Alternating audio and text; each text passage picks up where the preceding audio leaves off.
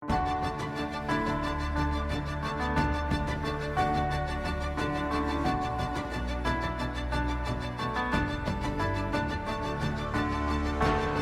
and salutations, travelers of the internet.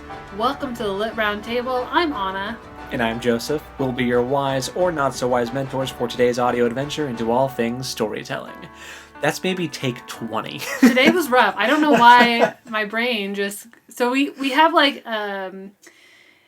we have a method to our madness on who says what part, and it's usually whoever's leading the episode says the second part. And I'm leading today's episode, but I could not get the words out of my mouth. To save your life. No. We're not kidding. 20 takes probably. Like, we are 6 minutes in of us just trying to record the intro, and like we had to go back and listen yeah. to other podcast episodes to figure out what exactly our own intro is. Because I said it wrong so many times that we couldn't remember what the right way was. So we flipped it. Wow. This is only what? Episode 6. Yeah. Whoa. Oh dear. Okay. Well, we've got a lot of exciting things today. Yeah. I've done a lot of research for today's episode. I'm very excited. I texted you earlier today and was like, dude, I've got so much stuff. Like 5 pages of stuff. Hopefully it doesn't feel like 5 pages to you guys, though. Nah, it'll be good. But first, let's talk about what we are... Just do a quick check-in on what we're reading, watching, playing, that kind of thing. I'll let you start with what you're currently reading, Joseph. Ooh, and that's a notebook clattering on the desk. Oh, all right, today's going to be a fun one, guys. It's going to be a struggle bus, but it's fine. So, what am I reading? I'm, of course, reading Lies of Locke, Lamora, which we've both been really bad at procrastinating reading that until like the 2 days before we record. Or the day before. If you're on it, it's the day before. Hey, at least it's not the day of. That's a good point. That would have been really But if you were off today, it would have been the day of. Probably. If we're being honest. Yeah. Anyway, so reading that.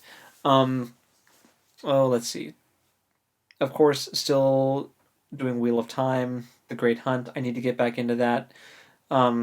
Just been distracted with things. But I will get back to it. Don't worry. Let's see. Reading, that might be about it-ish. So for what I'm watching and playing, I am catching up on Attack on Titan because the last season is airing. I didn't know it was the last season. Yeah, it's the final season. That's exciting. So, I'm catching up on that. I am on season 3, like episode 42 or 3 or something. Do they have the dubbed version of that on Crunchyroll? I don't know, actually. Will you look for me? I can check, but I doubt it. Okay. I doubt that it's there, but I'll check. Yeah, so I'm catching up on Attack on Titan, which if you don't know what that is an anime about, of course it's an anime, this is me. It is about humanity living inside these walls, and there's these giant Titan creatures that hunt and kill humans and eat them, and humans have to take refuge inside these walls to survive. But the Titans are like giant, weird, human-looking... They look like giant humans. With too many teeth. Yeah, it's creepy. But it's very good. A lot of people like that anime, and I had seen the first 2 seasons, so I had just kind of fallen behind. Yeah, I think you showed me the first season of it. You have seen the first season, yeah. Yes. It's good. It is good. I love the music from it, and the characters are great. So, I'm catching up on that. That's something I'm watching right now. Just about to finish The Haunting at Bly Manor, which you have seen all of the second part. I still hadn't seen the whole thing. Oh, I didn't know that. I thought you'd finished it. No, we fell behind on that. I have 2 episodes left. That's kind of it's a spooky Netflix show. Oh, but it's good. If you like, okay, so I don't even like horror that much, but I like The Haunting of Hill House and The Haunting of Bly Manor. Yeah, they're pretty good. And one of the most fun things about it is the kind of I Spy that you do with trying to spot the ghosts in the background, because they'll just pop up all over the place in like random scenes. Yeah, which now that you say that, I always meant to go back and rewatch it because once you get to the end, then you kind of find out, oh, there's more ghosts than you thought there were. Oh, yeah. So I've meant to go back and rewatch it, and then I just got sidetracked on other stuff, but that's a good reminder. Maybe I'll do that this October. I might save it for spooky season. Yeah. So watching that, we are we are just about to finish season 2 of My Hero Academia, which we're watching on Fridays. Yep. So I get to enjoy that as well. Yep, that's been fun. Mm-hmm. Let's see. For playing, I recently started replaying Dragon Age because, that's just a problem where I'll just replay a game that I like instead of playing a new game that I need to play. You don't need to play the new game. You want to. I do Sometimes want it's nice to. to go back to the old stuff. There's some times though, Hope and I have talked about this. My wife Hope and I have talked about this where it's like it's just not time yet. It's like, Yeah. I have to be in the right headspace for this game or this book or this show. Mm-hmm. And someday it will be like the perfect show or book or game to scratch the itch that I have. Mm-hmm. But it's just not this second. That's how it was with Breaking Bad. Oh yeah, when you watched Breaking Bad. Mm-hmm. So yeah, that's kind of the way it is with me and some of my video games where I'll be playing it for a long time and then I'll take a break for like half a year and then I'll finish it. Yeah. Maybe not the best habit, but it's a habit that I have. Works for you. Right? Yeah. Who cares? So yeah, I am replaying Dragon Age, which is a fantasy RPG game with dragons and the like, kind of Dungeons and Dragons-y, but video game. I am also still playing Persona 5 Royale, which is a great game to remind me of Japan when I feel nostalgic and I miss Japan when Hope and I went there. So that's really fun. That is a Japanese RPG game. Basically a video game that is also an anime. And let's see. Anything else that I'm playing? Video game wise, I think that's about it. I feel like I'm forgetting something, but I'm gonna say I've talked long enough and it's your turn. Don't ever. Sorry, I just laughed right into the mic again.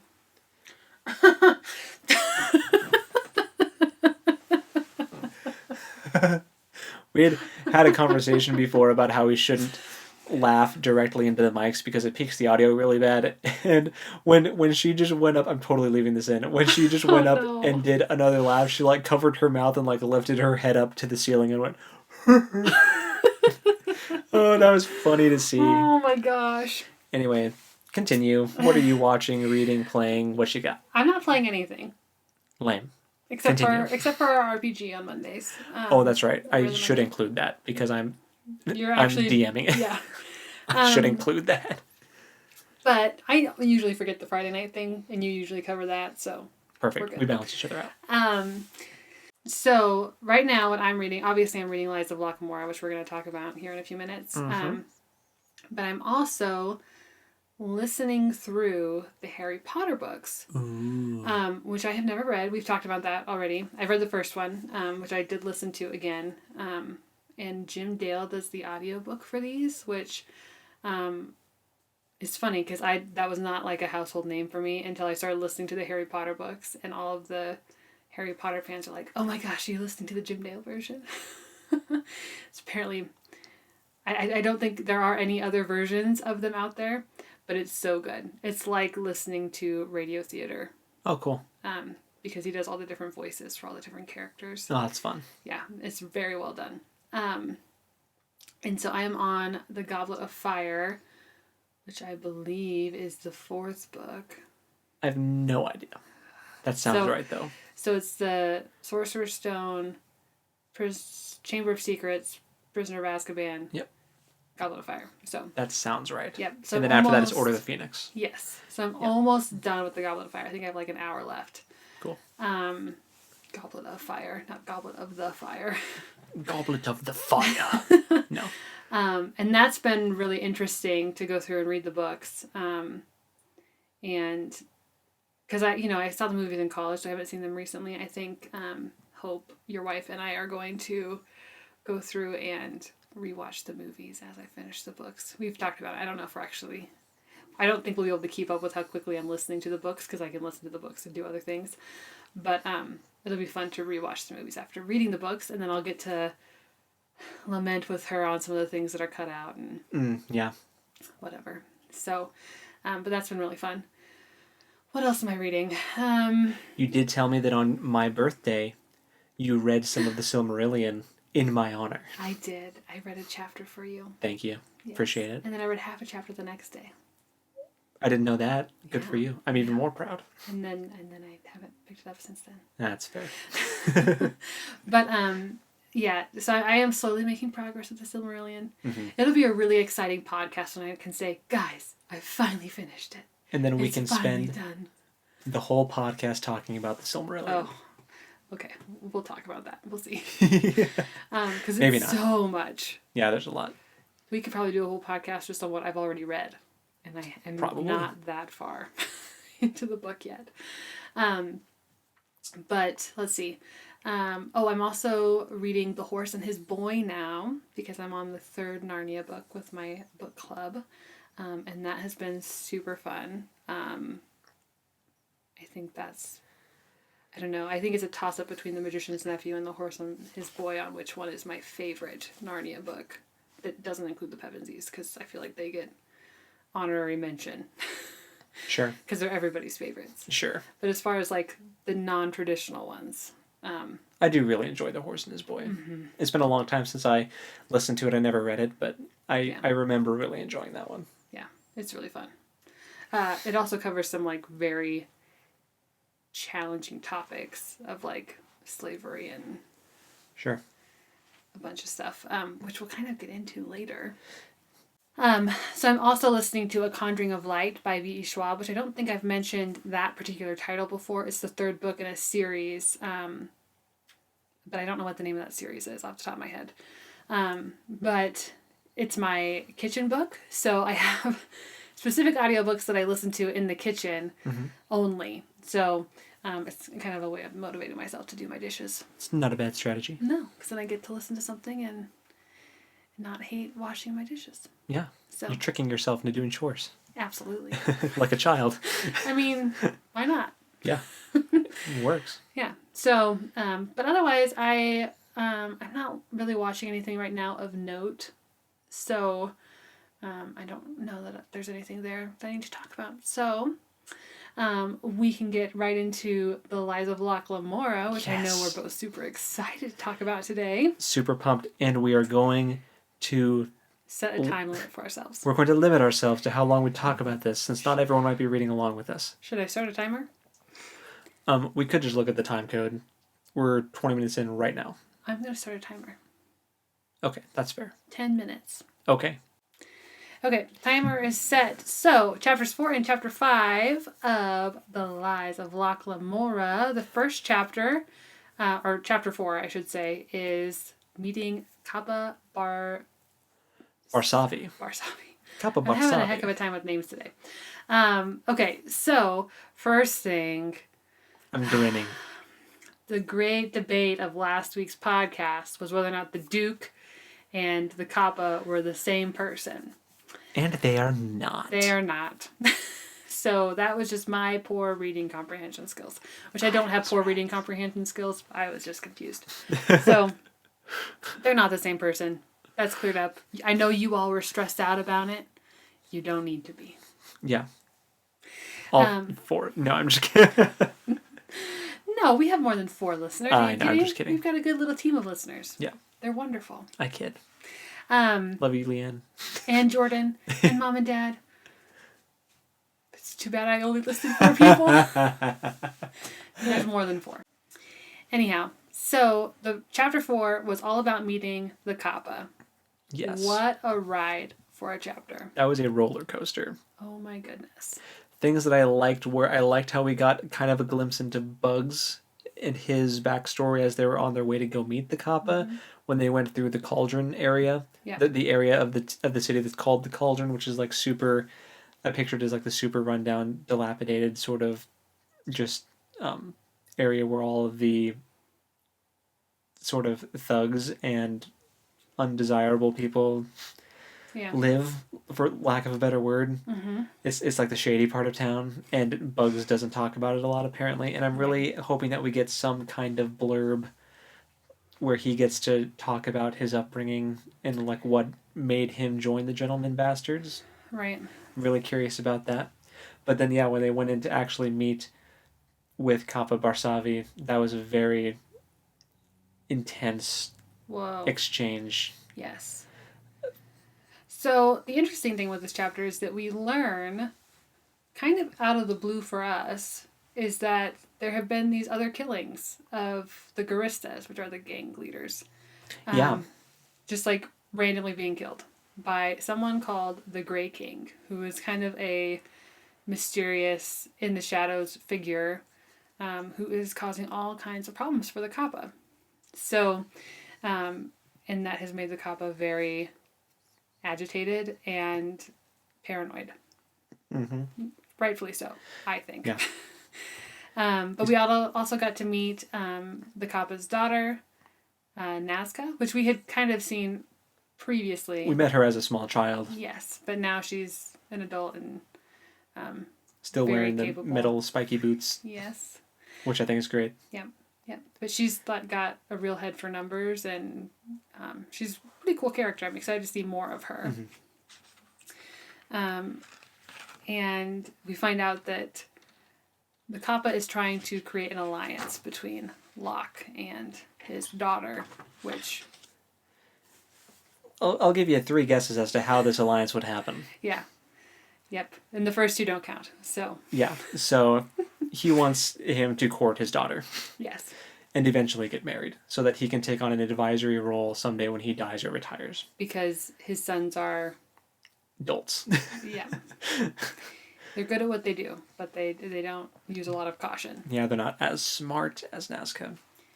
Yeah. Which I think is kind of an interesting family dynamic they have. Mm-hmm. But anyway, when Locke goes in to actually meet with Kappa Barsavi, he is in the middle of interrogating / torturing these other gang members about what they know about the Great King. Mm-hmm. Because of it was their gang boss that just got killed the previous day or so. Mm-hmm.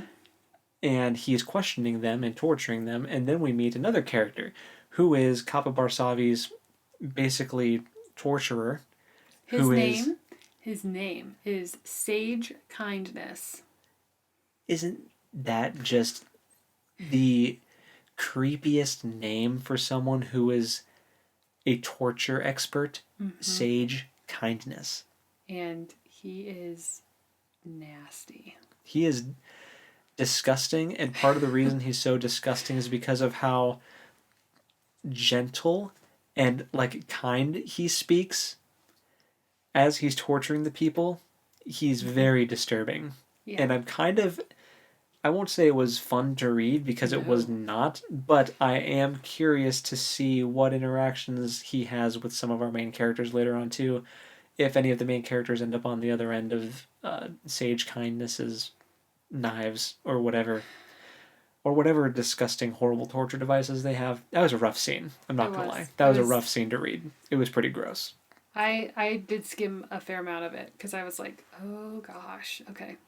So, not for the light of heart. Yeah. Yeah, that's pretty rough. But yeah, it was still very entertaining to read the entire chapter. The whole chapter was very entertaining. We finally got to see Kappa Barsavi in the present time of older Locke. Mm-hmm. He is still around.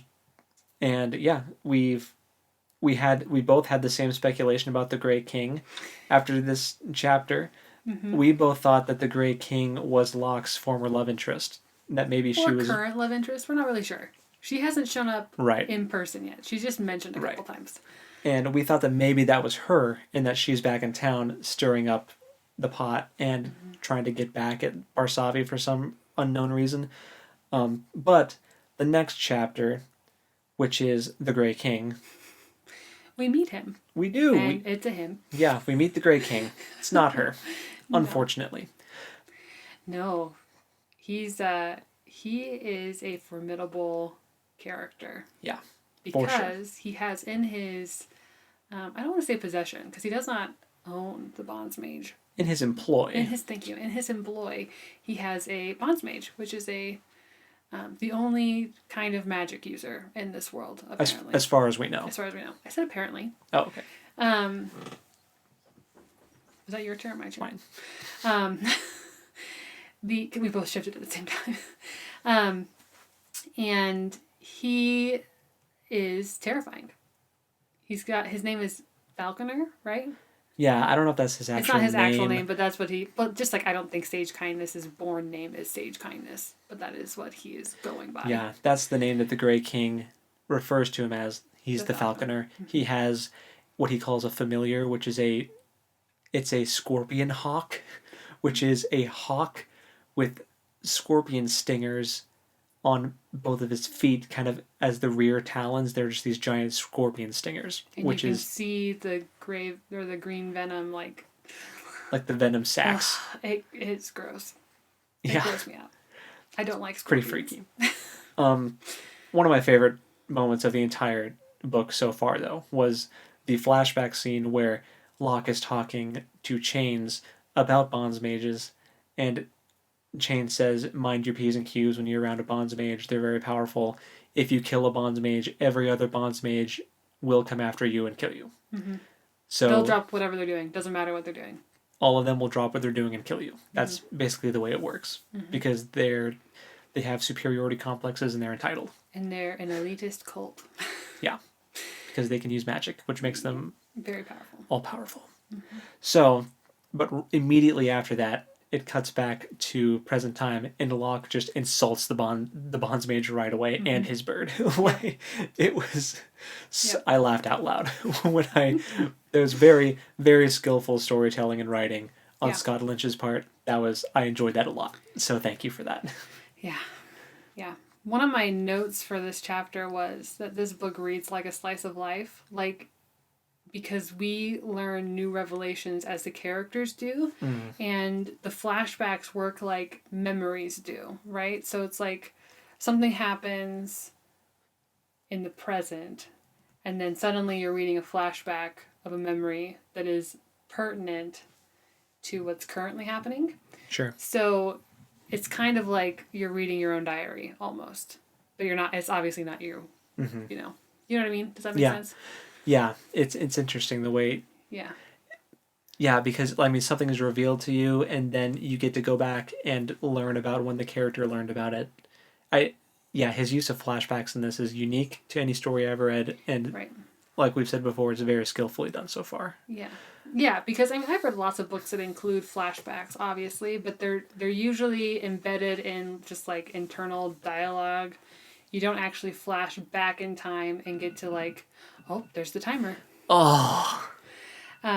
We can finish this thought. Okay. You don't actually get to flash back in time and like hear a like exact like retelling of what happened. Sure. You know? It's different. I really like it. So I don't know if slice of life is the right like terminology, but I know what you mean, you get what I'm saying. Though. Yeah. Because it's like we're just dropped in on their lives. Because it doesn't feel like we're in the middle of a plot of a story, because things just keep like coming up, seemingly randomly. Obviously, it's not random because Scott Lynch created the story, but you think the story is going to be all about them pulling off this con. And then you find out, well, actually, there's stuff going on with the Kappa. Well, actually, there's stuff going on with the Great King. And what's really the point of all of this? To be more clever and more rich than everyone else. Yes. As the Gentleman Bastards would say. Yes. Yes. And hopefully they pull it off. I'm super excited to see where the next chapters go. I don't think I can wait until we record next to read. We'll just have to record sooner. Yeah. I'll have to take good notes. Yeah. But we'll see. Maybe by the time we record next, the book will be over. I'll finish the book. Oh, gosh. I No, hope not, because that'll be impressive. hard. That'd be impressive. Hard to go back and know exactly what happened in each chapter. That was your final thought. My final thought is the interlude after chapter 5 is when Jean gets his nice little... We get to hear about his backstory when he first joins the Gentleman Bastards with Chains and the gang. And it's... so good. It's very good. It's very good. I'll say that. I love how he's kind of... He flies off the handle and basically beats up Locke. Basically. Well, okay, Actually, he grabs him by the scruff of the neck, throws him across the room, and punches him in the face. And he deserved it, so it's okay. Oh, for sure deserved it. He mocked him for being sad about his parents dying, literally yesterday. So he didn't know it was just yesterday, but like he's... 5 days, but or whatever. very recent. Yeah, days ago. Yeah. So he definitely deserved it. He was not being very tactful. So or just he wasn't being a nice human being. Yeah. He was being awful. Absolutely. Yeah. So it was very cool, though, to see them come closer and actually become friends. And you understand more about their relationship now and like what what Jean's role is in the gang. So I really liked the interlude, getting to learn more about him, and I hope that more characters get that. Like I hope Bugs gets one. I hope the Santos brothers. yes, I hope they get one. And maybe we'll get one for this girl who's apparently supposed to be in the gang but isn't around. We have a theory about her too, but we'll save it since the timer went off. So, moving on. Anna, what are we talking about today? Today we're talking about banned books. Banned books. Yeah. Yeah, I'm excited about this. Any reason for this topic in particular? Anything happening in the world today that would make you think about banned books? I don't know. A certain doctor by the name of Seuss, maybe. No, we will get into the Dr. Seuss thing a little bit, but I do want to just talk about banned books in general first, because I think there's been some misconceptions about what exactly happened with Dr. Seuss and the 6 books in particular that were addressed recently. Sure. But before we get into that, I really do want to talk about, like, what does it mean when a book is banned? Okay. Because I think a lot of people think, like, and feel free to jump in here, that when a book gets banned, it means that you can't check it out from a library, you can't read it, it's not available anymore, but that is just not true. And I will admit that was my conception. I thought, because you hear the word banned, and you think you're not allowed to have or partake in this thing. Yeah. If something is banned.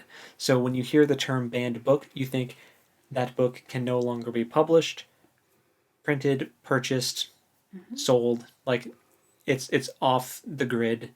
Basically, people thought that the ideas in this book were so dangerous or radical or whatever they thought that the book needs to be purged from existence, ban it, no one can have it anymore. Kind of, evokes the imagery in my mind of burning books. Mm-hmm. Yeah. So when you hear the term a banned book, at least in America, I can't speak for other countries, that actually means that the book has been challenged, most often by school districts. Okay. If a book has been challenged, it's usually because they're trying to protect someone. So it usually is born out of good intentions, usually protecting children. That's why you see a lot of school boards bringing up these concerns. A lot of topics that can cause a book to be banned include difficult ideas or displays of violence. Sure. So that's very broad. Yeah. Which I want to talk about. I have like a couple different lists of books that have been banned, and I want to go through those because I think people will be surprised what books have been banned. So, there's actually a banned book week, which when I was in college, we would celebrate banned book week, and we would dress up as a character from one of our favorite books on the banned book list, because the banned book list is insanely long, and it includes most of your favorites. Like The Lord of the Rings has been banned several times from different school districts, or challenged. So if a book has been banned or challenged, it's not permanently removed from curriculum or circulation in that district. A lot of times it'll come back and they'll be like, we don't need to have this banned anymore, and it'll be reinstated for whatever reason. So I think people will be surprised by the books that have been banned. So some of the topics that may get a book banned, a more narrow version of that would be grief. Heaven forbid you experience loss and want to read a book about loss, because that might be too challenging for other kids. Yeah. Don't try to deal with your feelings in a healthy way. Just bottle that up. Yeah. Like The Bridge to Terabithia is a very commonly banned book because it's a book for young readers, and one of the characters dies. Divorce could get a book banned. Sexual assault or misconduct, bullying, prejudice, and sexual identity are all things that can get a book banned. So all very kind of what's the word? Hot button topics. But not, I mean, I guess, but things like divorce, like there are so many kids who are experiencing divorced parents that, Yeah. like that's more common than it was when we were kids. Sure. So, I mean, limiting whether or not a student that's going through something like that has access to materials that would maybe help them process, I think is not helpful, to put it mildly. So banning books can cause issues for students and teachers, right? So it can mean curriculum has to be altered. Like some of the books on this list, you're going to be like, oh, I read that in 7th grade, or I read that in my sophomore year of high school. And it can hinder children from having valid like connections in literature. So the discussion of banned books is like very big, obviously. Yeah. It's way bigger than I was expecting it to be. Yes. That's why I was like, I have pages of notes for us to talk about. I was expecting it to be just like banned books, Mein Kampf, like No. all this stuff. I was expecting Mein Kampf isn't banned. I mean, it wasn't on any of my lists, but my lists are the lists I was looking at specifically were from the last 10 years. Oh, okay. I don't think Mein Kampf is actually being published anymore. Fair. You know, I get it. So I don't think it's a real concern for people. But, and so when I was in college and we would celebrate banned book week, you know, a lot of the time it was in opposition to banned books because, I mean, I was an English major, very anti-censorship, let people write what they want to write and read what they want to read, within reason, obviously. So long as it's not breaking any laws, you know, obviously. Right. And I think that there is a valid point of saying that some books are not appropriate for children. Like, oh, absolutely. You know, and so I think that is a valid conversation. And I think if you have a school that has like a wide age range, like, you know, we went through to a K through 8 school. Books that are appropriate for middle schoolers to read are not appropriate for maybe 4th graders to read, even though the 4th grader may technically be able to read those books. It may cover things that are not age appropriate for a 4th grader. Yeah, just because you're at an 8th grade reading level doesn't mean you can handle those topics. I get that. Exactly. So in defense of the schools that have banned books list, my guess is that is one of the motivating factors that starts the discussion. Because they're like I said, a lot of the times it's out of good intentions of protecting a certain demographic of people. Yeah. Usually children. So, I have sources. Cite your sources, people. Here we go. Yes. So, according to pen.org, this is the 2020 list of banned books, and I wanted to go through this. I didn't list all of them. Some of them I hadn't heard of, but I did pull out 5 where they were banned and what they were banned for. Hit me with them. Okay, so The Bluest Eye by Toni Morrison was challenged in 2013 in Ohio and is still on a banned book list in one of their school districts because it is about a Black American who wants to be blonde and blue-eyed. That's the whole premise of the book. Huh. Yeah. I shouldn't say the whole premise. I have not read it, but that was what the synopsis online. That's like the reasoning they had behind it, behind banning it. Yep. The Adventures of Huckleberry Finn was challenged for language in Burbank, California. I definitely read that in high school. Me too. To Kill a Mockingbird. Wow. By Harper Lee was pulled from curriculum in Burbank. Harper Lee? That's what I said, Harper Lee. I thought I said Hopper. No, Harper Lee. In Burbank, California, was pulled from the curriculum, so it's no longer part of their, like, whatever grade level. It wasn't in mine either. What was the reasoning behind that one? Because that one, it didn't say on that. That one to me was all about like social injustice and how this black man was being prosecuted for a crime he didn't commit, and that's fascinating to me how that one ended up on the banned book list. But anyway, continue. Sorry. The Hate You Give by Angie Thomas, which I don't know if you've read that. I have. It's very good. But it was banned in Texas for drug use and explicit language. Okay. If you have not read The Hate You Give, anyone out there listening, I highly recommend it. It's very good. It's very insightful into what Black Americans go through. I have to check it out because I hadn't heard of it. Well, I might have heard you mention it before, but I did not retain the title in my brain. So apologies. It's okay. I talk about a lot of books to you, so you really do. And that's okay. Yeah, and then George by Alex Gino. Oregon School banned it because it featured a transgender character. Okay. So some of those you may have expected, like if you're looking at the list of things that can get a book banned, you're like, oh, I guess that fits that criteria. But some of them, you're like, oh, those are classics, like The Adventures of Huckleberry Finn and To Kill a Mockingbird. That's the one that the To Kill a Mockingbird one is the one that I mostly don't understand. But what? We have Anna has a notebook. She's flipping pages. Don't mind.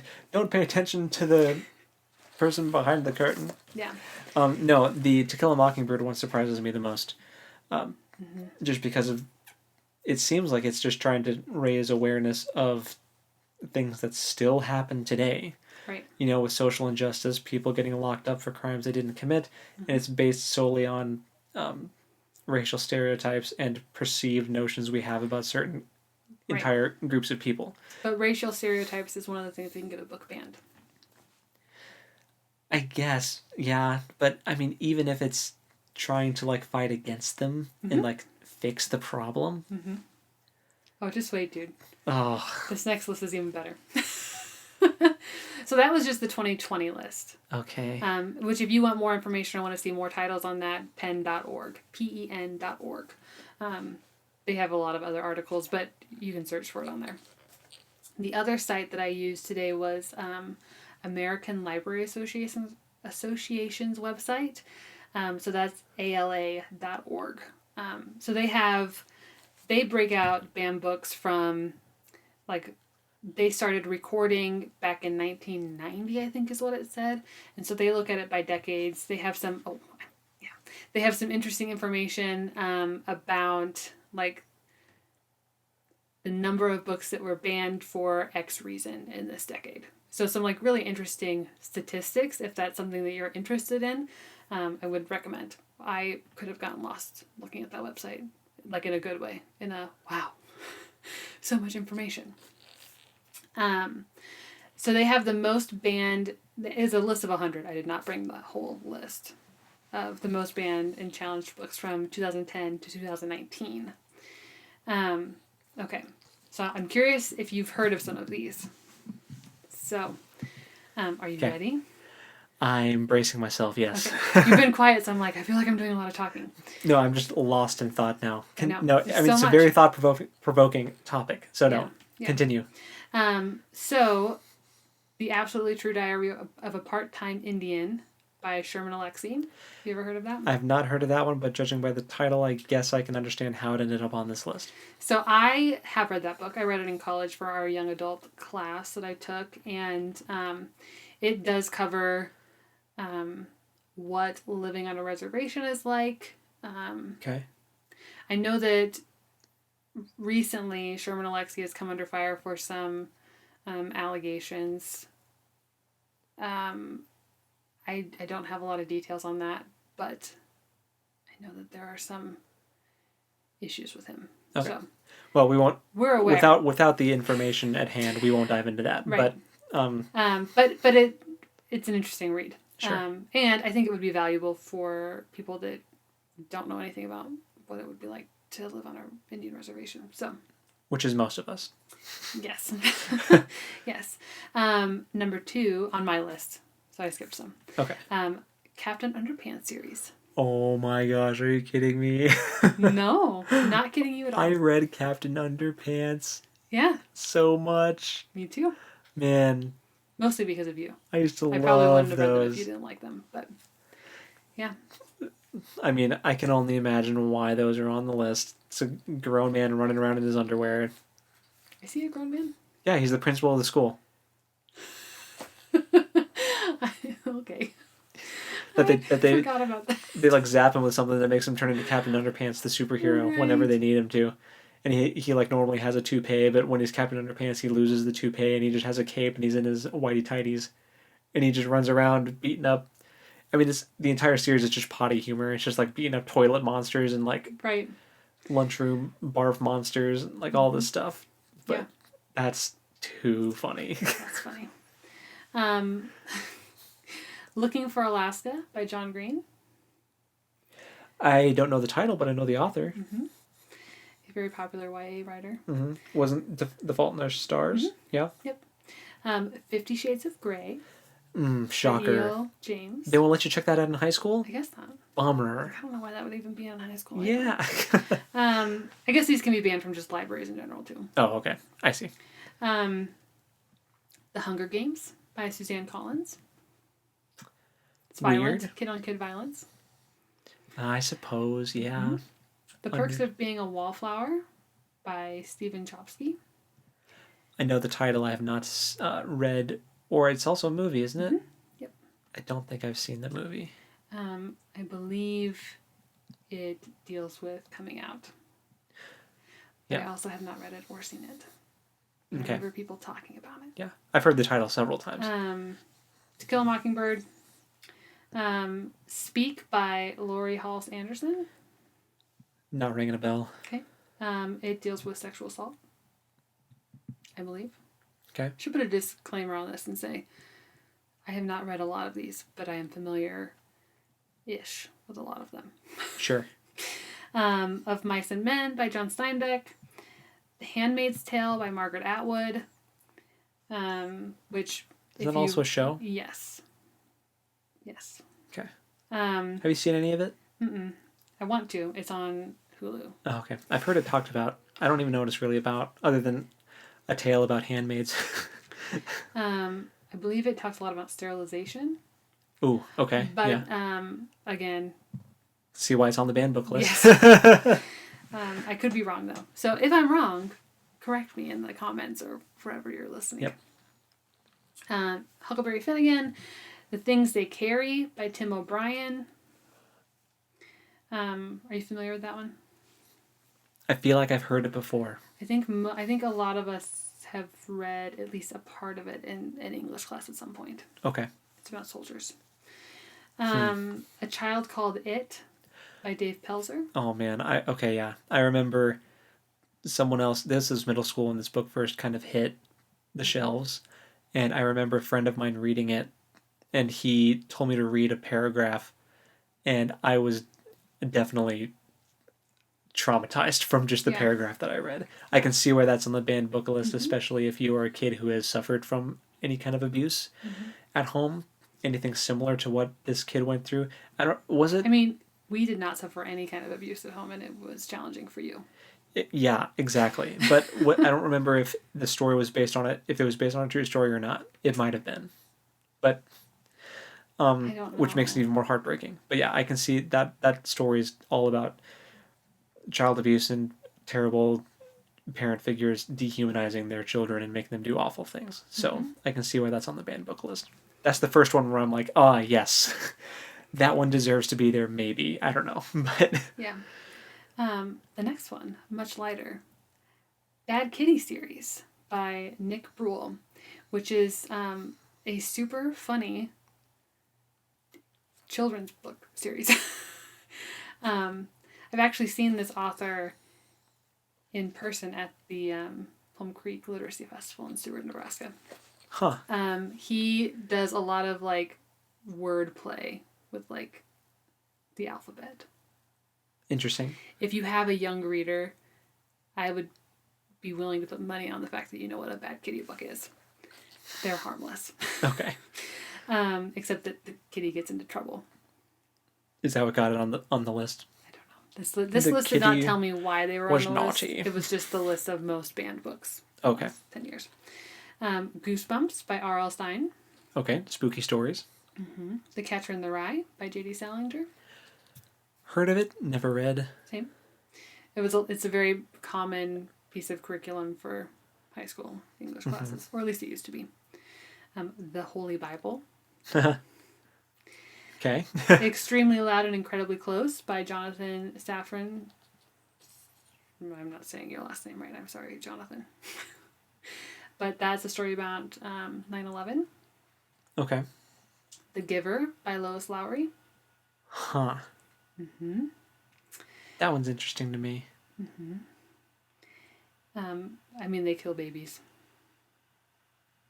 Oh, yeah. It's been a while See? since I've read The Giver. Sorry.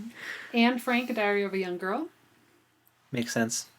Bless Me Ultima by Rudolfo Ania. I may have said that name wrong too. I'm sorry. Which I read that my sophomore year of high school. It replaced, I believe it replaced To Kill a Mockingbird. Interesting. In my curriculum. 1984 by George Orwell. Okay. Definitely had to read that in high school. Mm-hmm. Awakening by Kate Chopin, which I had to read in college. It's very feminist, but very good. Okay. Heather Has Two Mommies by Leslie Newman. Huh. Wonder why that one's on there. Harry Potter by J.K. Rowling. Magic. Necromancy. Satanists. That one actually did tell me why it was on this. Not really. I'm just being... That was on the... You see those words a lot. Like satanic imagery? Mm-hmm. Yeah, whatever. We've kind of already touched on our history with that. Yeah. So if you look back through the list on that site, the further back you go, most of the books are banned for language and violence and sexually explicit content. Mm-hmm. But when you look at the more recent books that are on the list, a lot of the time they're for LGBTQIA plus topics. Yeah. Which I was trying to think if it's that... I think what's happening is that more of those books are being published. Sure. And so they're hitting the lists more. I think if they were around back in the day, in the 90s, they would have also been on the list then. Yeah. But it's interesting to see. Yeah, sorry. I know. I'm hitting you with some like really heavy stuff. Sorry, guys. This podcast this week is hey man, a little tougher. Life is heavy. But the point that I wanted to make with all of this is that there's a wide variety of books that get put on a banned book list. That does not mean that the books have no merit, that they are evil, or that they are going to corrupt their children, your children. I think there's an argument to be made about when, and it depends on the kid. Yes. I think there's an argument to be made about, when should you allow your kid to be exposed to this certain topic. Right. There's a time and a place for these topics. Maybe a third grader doesn't need to read about 9/11. Or like... No. You know what I'm saying? I mean, a lot of these books... Or like sexual assault. Some of the books on this list are not kids' books. They're adult fiction. Yeah. Like Extremely Loud and Incredibly Close is an adult fiction. Yeah. 50 Shades of Grey is adult erotica. Yeah. So like... To put it lightly. I would not expect high school students to read that book unless they were like... I don't know. I suppose some high school students would. Careful. I know. I was going to say is the intended audience is not high school students. Correct. Do kids get their hands on things that they aren't supposed to? Absolutely. Yes. Especially something like that. Right? But really... Why did you say right like I did? No, I wasn't. That wasn't my intention. That wasn't my intention at all. You're like, right, Joseph? No. I've never read 50 Shades of Grey. I have not either. That really wasn't what I meant. I know. I'm just being a goof. So the point is that a lot of well-admired books get put on these kinds of lists for a multitude of reasons. Yeah.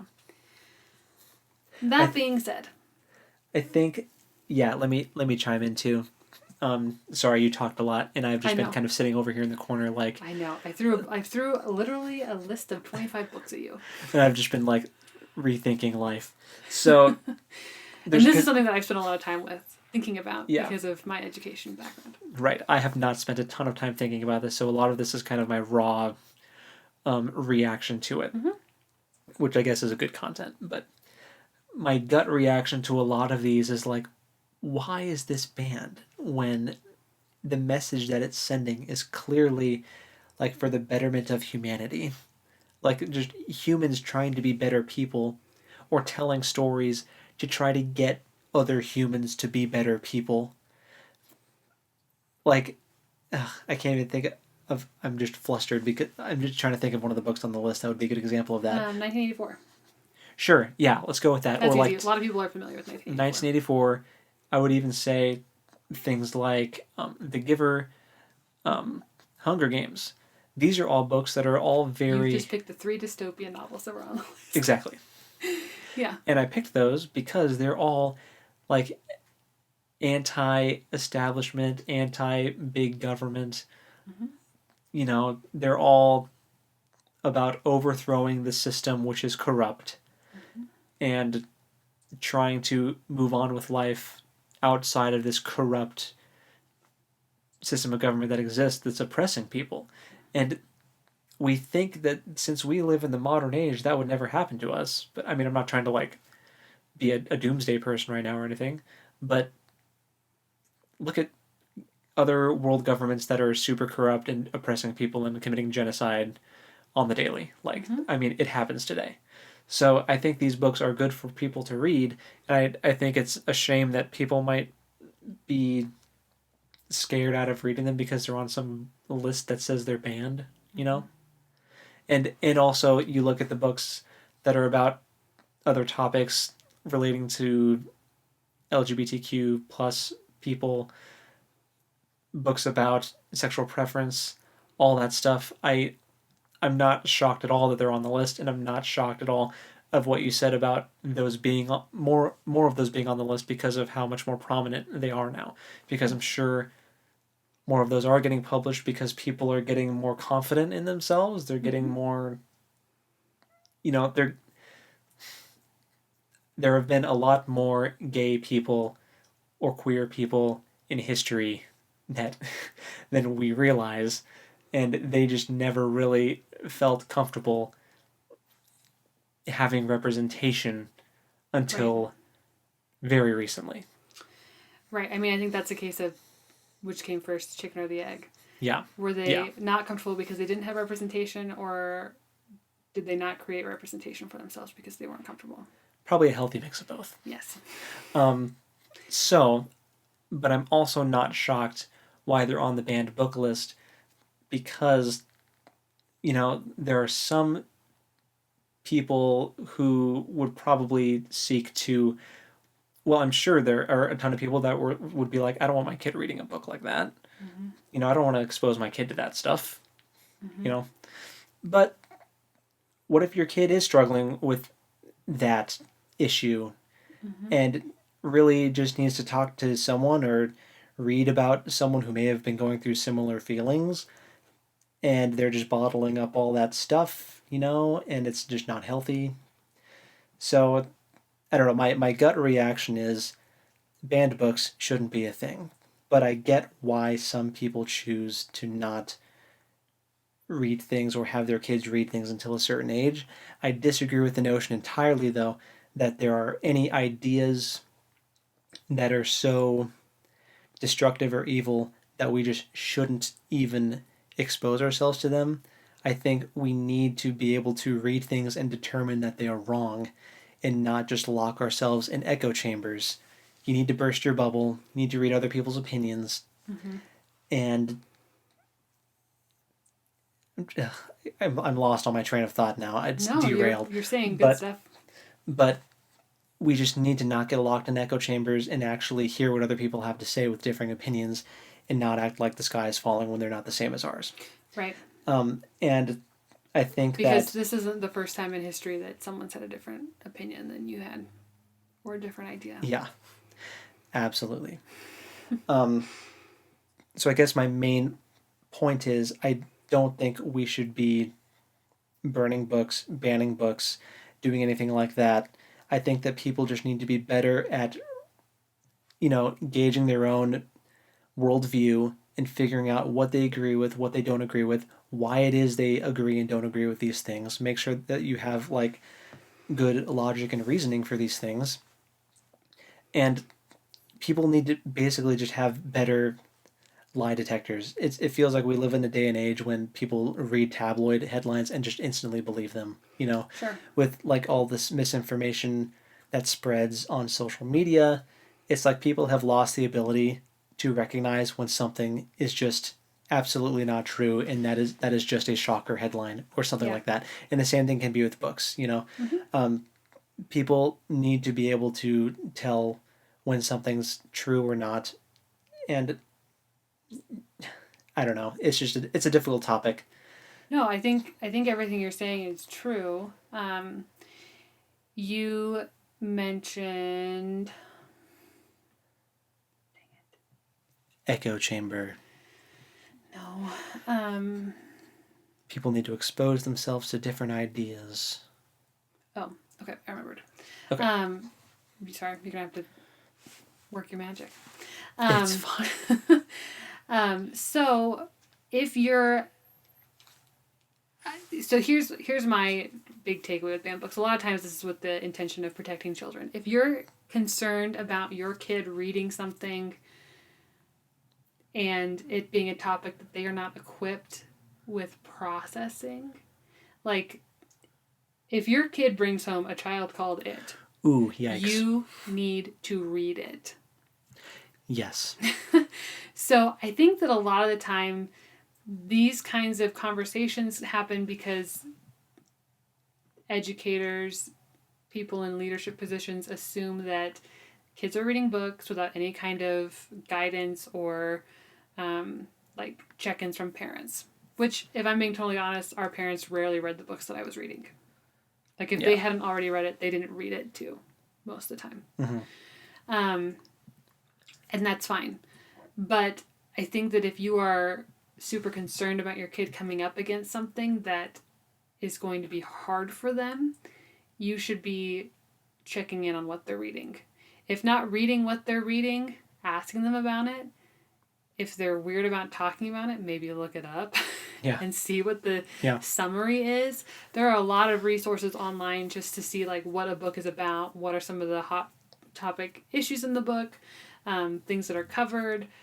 There's a lot of resources for parents in that way. So I think just being aware of what your kids are reading is huge. And maybe you've got a kid that's like a super bookworm and they're just like plowing through tons of books. They're probably okay. Yeah. I mean, if I'm being honest, if they're reading that much that you can't keep up with them, then they're... Your kid is going to end up being a well-rounded individual. Yes. With a good head on their shoulders. Yes. Yeah, that's what I would say. I'd say 9 times out of 10. There's always an outlier, but Right. Yeah, but I think that these banned book lists, most of the time, all they do is like create fear and misunderstanding and like, oh, if that book was banned, that means there must be something really awful in it. I am telling you, there's nothing really awful in the Bad Kitty books. Yeah. The Bad Kitty books do not belong next to A Child Called It. No. They're not even close.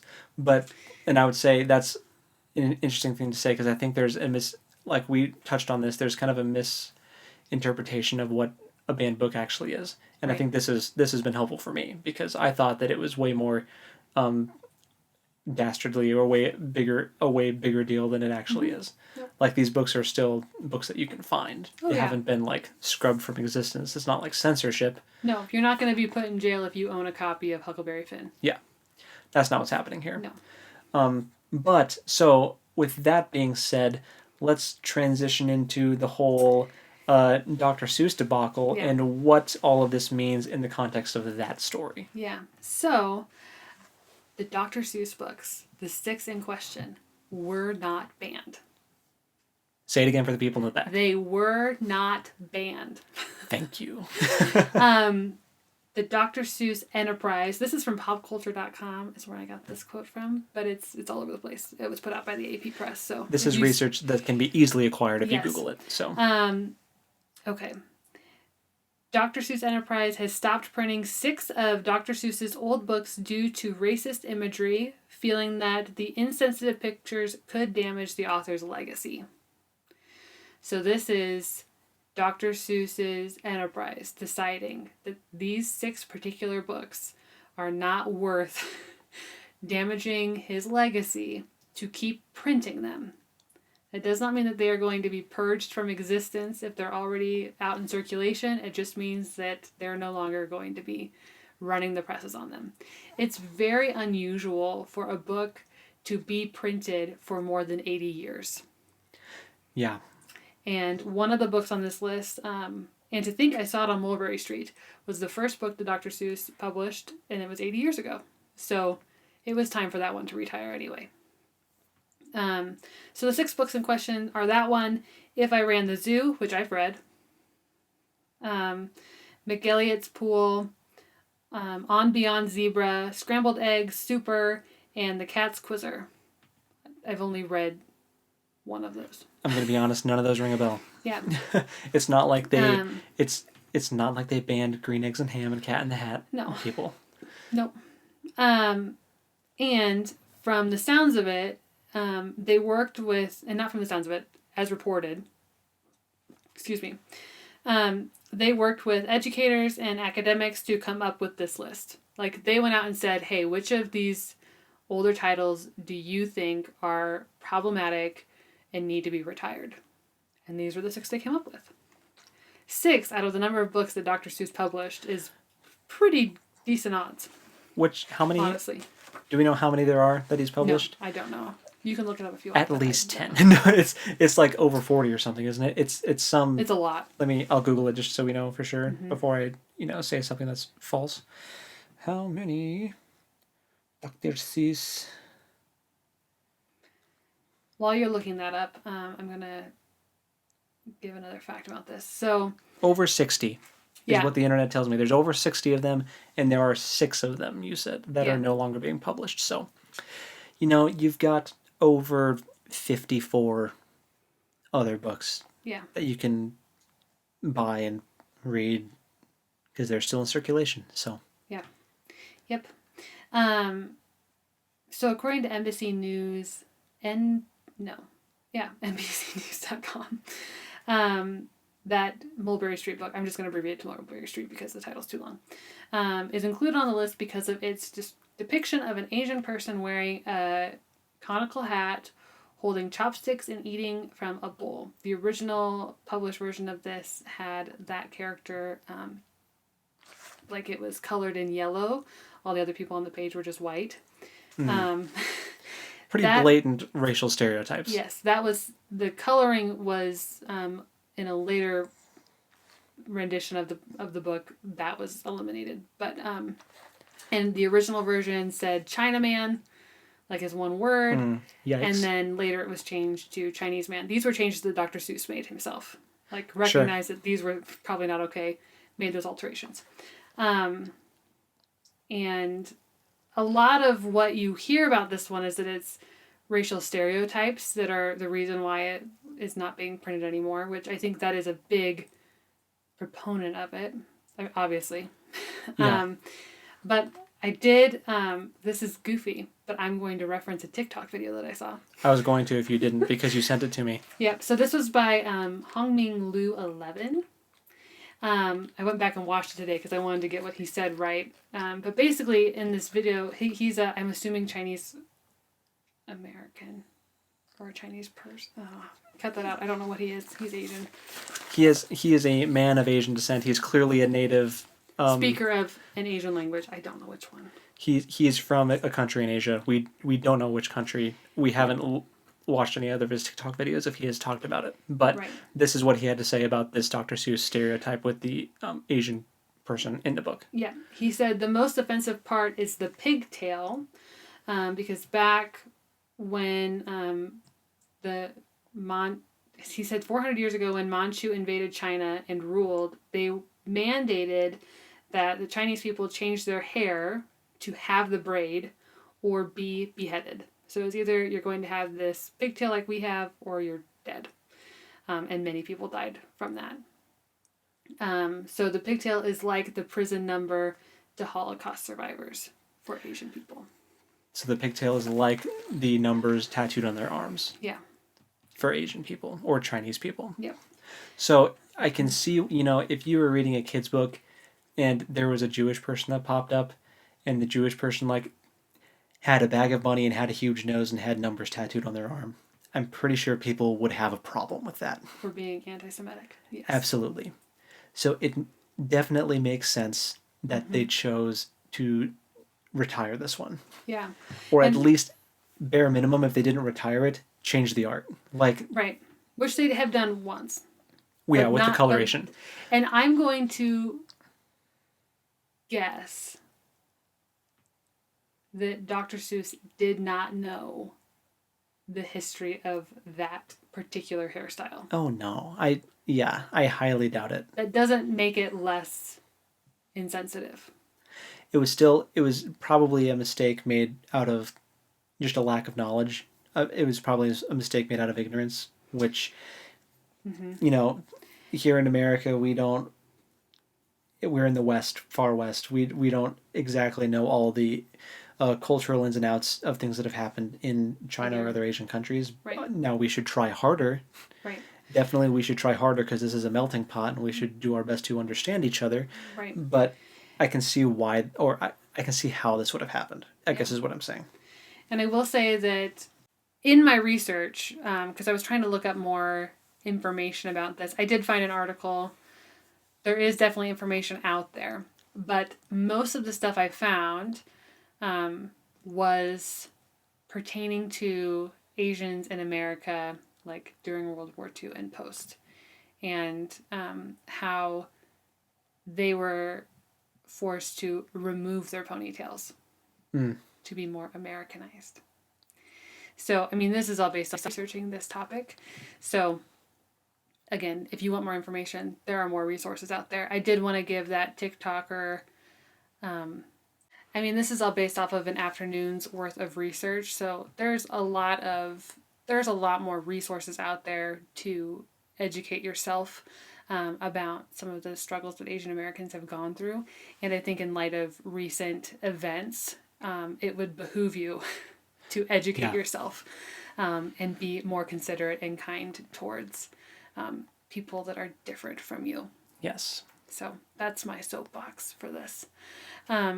I did find an article that was titled "Why Dr. Seuss Got Away with Anti-Asian Racism for So Long" by Taylor Week. And that was put out on the APA, so you can easily find that. Mm-hmm. But in this article, it talked a lot about.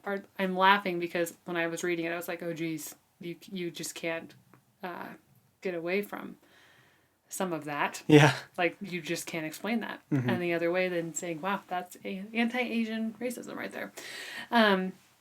But a lot of that was prior to his writing children's books and involved a lot of political cartoons.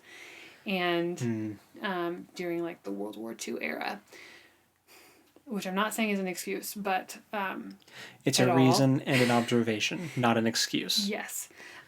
Because, political cartoons, in my opinion, in their essence, are propaganda of a sort. So... Yeah, that's a reasonable take to have, I'd say. Yeah. So, if you want to read about that article is out there, and I believe is to be well researched. So, I'm not saying we should ban Dr. Seuss and get rid of all the Dr. Seuss books. Green Eggs and Ham is a great book. Mm-hmm. Super fun. There's lots of fun Dr. Seuss books. I do think that it is worth being cognizant of insensitive material. Sure. And being okay with some of that just fading away. Mm-hmm. So, that's my take on the Dr. Seuss business. Yeah, once again, they were not banned. Dr. Seuss is not canceled. No, not at all. The outrage that some people had over this was clearly out of just a lack of understanding and research of the situation. And thinking that your side is being picked on. Yeah. Which I think I made clear with this list of books that it is non-discriminatory as far as, like, things getting picked on. Yeah. Lots of things that you wouldn't think get picked on. Yep. So in summary, banned books maybe doesn't mean exactly what you thought it meant for a book to be banned. The whole Dr. Seuss thing, Dr. Seuss ain't canceled. Stop freaking out. J.K. Rowling, though. Oh gosh, J.K. Rowling. We're not gonna.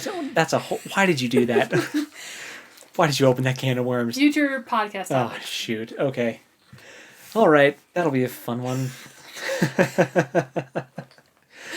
Yeah, goodness. J.K. Rowling has her problems, but anyway, I think this was a good conversation. I hope that you guys listening were able to glean some information out of this, and I hope that you think a little bit more about what it means for a book to be banned and that whole conversation surrounding that. And be nice to Asian people. Yeah, seriously. Let's end on that. Be nice to Asian people, please. We're all just trying to get through in life as best we can. Be nice to everyone. Don't forget to love each other. So so this is a heavier topic than we have gone into so far, but I think it was worthwhile, and thanks for participating in it with us. So we will talk to you next time. Well, real quick, for next week, so it's chapters 6 and 7 for Lies of Locke Lamora. So yes. So and by next week we mean I did that again. I did that last time. Next podcast, chapter 6 and 7 for Lies of Locke Lamora. Yeah. Read them. We're going to be reading them. We're super excited about where that book's going. Yeah. And we'll talk about it more then. But yeah. In the meantime, go read something cool. Absolutely. And we'll talk at you next time. Bye. Peace.